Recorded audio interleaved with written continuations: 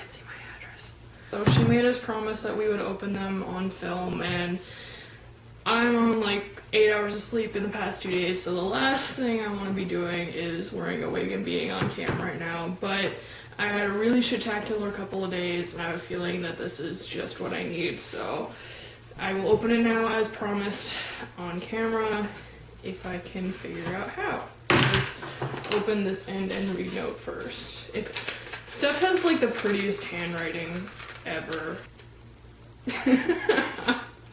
Oh my god. So Steph said that, you know, she had a hard time finding something for me. I'm sorry, maintenance. And she said, I saw this artist and thought of your love for cute and sexy women. I'm so glad that that's what people associate me with. Here's hoping you find her as attractive as I did. Let's find out. Is this an intelligence test? God damn it, Steph. Alright, here we go. Oh, it's on nice paper too.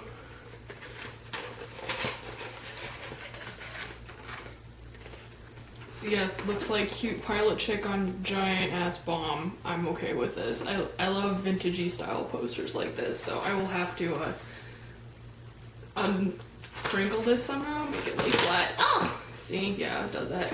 So, I really need to go to sleep. So, thank you, Steph. I really appreciate you thinking of me while you were at Comic-Con. I'm still really touched that you thought to even get us anything, so all my love for you. Hey guys, you know who this is, you know what day it is, you know what show this is. There's a lot to talk about this week, so let's get started. I'll be giving my thoughts on The Dark Knight Rises, but my review will be put at the end of the show, so you can skip over it if you don't want spoilers. I promise you it's about as spoiler-free as a review can get, but just to be courteous, it's at the end of the video. So as you guys have hopefully seen by now, our new Tuesday slot has been taken by the adorable Pyro. And I hope you guys will come to love her as much as we do. When I watched her video, I almost immediately just loved her, so I'm really glad that she is part of the team now. I just said in the video chat we had to discuss the auditions was really freaking hilarious. Google Chat or whatever, Google Talk has this hilarious thing where you can like put accessories on your video self while you're talking, so like you can have an eye patch and pretend to be Nick Fury like I did, or you can have a sweet ass mustache like Nikki did. We spent way too much time messing with that instead of actually talking about the audition, so hopefully Nikki has some screen caps from that, because I assure you it's much funnier to see it than to hear about it. So you guys might have noticed, I don't know if you can see it, I am wearing my Doctor Who shirt today with all 12 doctors, 11, because I realized a few days ago, for as long as this show has been running, we've not really talked about Doctor Who, and Nikki and I are both Whovians, and now we have Pyro, who is also Whovian, so I think it's about damn time we talk about Doctor Who. Which is kind of hard to do, because there's not a whole lot to talk about right now. The anniversary show should be pretty awesome, with the 4th Doctor making an appearance. I'm interested to see how that's going to turn out. And then Series 7 is actually starting up soon. I think it's like another month or something like that. I haven't finished Series 6. It's kind of my secret shame. It's not so secret and I'm not so ashamed about it. But yeah, I rage quit like 3 episodes before the ending. I watched the Christmas episode, but I have yet to actually like go back and rewatch the whole thing from start to finish, which is pretty sad because I own it. So I guess I have another month or so before I have to actually get off my ass and catch up, so maybe we'll talk about that some more later. Pyro posed a discussion question like a good girl, so I will answer that before I move on to my review of The Dark Knight Rises. She asked us what series we would like to see made into a live action film, and that's really hard for me to answer considering the not so illustrious history of live action adaptations of video games and anime. So almost everything I can think of, I'd be afraid that it would just be ruined. And many of my favorite series have like one character that I feel is like transcends like human perfection, like Naoto from Persona 4, and then Beatrice from Umineko, and Lelouch from Code Geass. Those would all be great live action series if they did it right. However, they would have to really impressed me with their casting choice. For example, Pyro suggested Ghost in the Shell, which I think would make a great live action series or show, except for the fact that I probably would not watch it unless they made the right choice for the Major. And I will tell you what the right choice is. I don't know if you guys are familiar with the cosplayer known as Precious, but she might be the only person alive who is ungodly hot enough to be the Major. Anyway, long-winded explanation, but taking all that into consideration, I have to say I would love to see a live-action adaptation of Durarara. It takes place in Ikebukuro, so it would be really hard for them to screw up locations to film at, so they have that to their advantage. And I also think that I feel odd saying this because I love the series and its characters so much, but none of them are like so crazy or so idealized that they couldn't be portrayed by real people. I think that is part of what makes the series so great, is that the characters do feel very real. Yes, even Salty, I realize she'd be a bit of a challenge, but and I would be very disappointed if they didn't cast her perfectly. But I mean, I figure if they can make Chris Evans into a tiny little man, they can chop out a real person's head for a whole movie or something.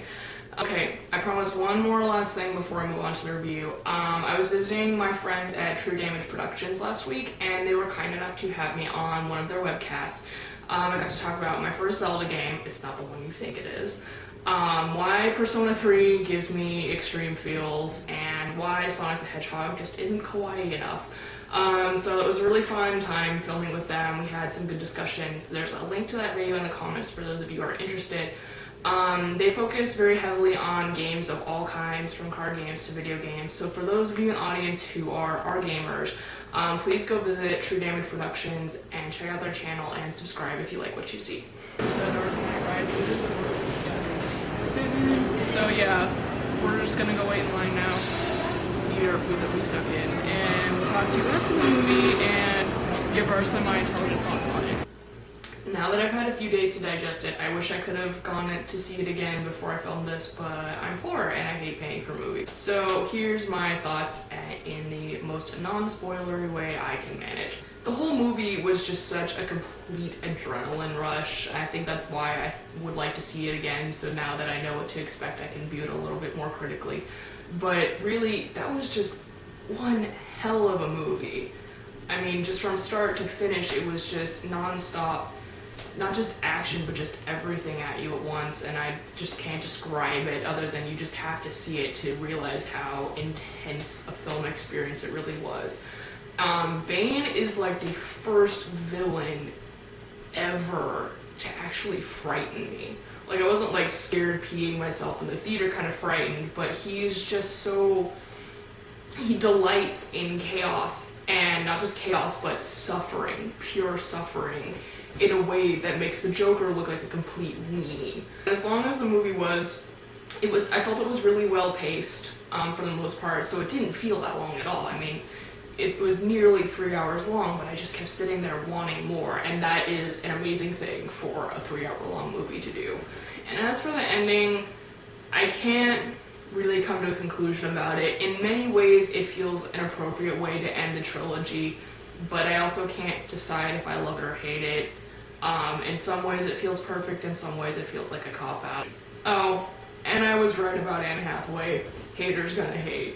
I think probably my biggest disappointment with this movie was that she wasn't as central to the story as I either thought she was or hoped she was. I'm not sure which it is. While she didn't reach Michelle Pfeiffer levels of Batcraft insanity, I felt like Anne Hathaway's portrayal was more of a felt more like a real person than just a character, and I guess that's what I love about these movies overall, is that the characters, they feel so real. I know this isn't like a very serious show, but I feel wrong avoiding this subject entirely. There's a lot of things that I could say about the Aurora shootings, but fortunately I get to film the day after Christian Bale visited the victims in the hospital and also the memorials of those who did not survive the shootings. I was not super blown away by these actions as some of my friends were, because I felt like it was simply the right thing for him to do, and if he didn't, he was going to look like a huge douchebag. but I'm very glad that he took the time to pay tribute to the victims in such a personal way. And Mario, while we're on the topic, I'm really glad that you suggested that Batman comic, because my boyfriend and I got into a very heated argument after the movie about whether or not Bane broke into Arkham when he took over Gotham City. I think I'm going to try and check that out when I have money. I always say that, and then I run out of money. But yes, thank you for that recommendation. Thank you for recommending Punk Rock Jesus as well. That actually sounds like a really awesome series. I love Blasphemy a lot. So those of you who made it this far into the video, I want to thank you as always for watching us and for your support. And we finally hit 250 subscribers, which is really awesome and really incredible. So thank you everybody for helping us get here. Please continue liking, commenting, and sharing, and I'll see you guys next week.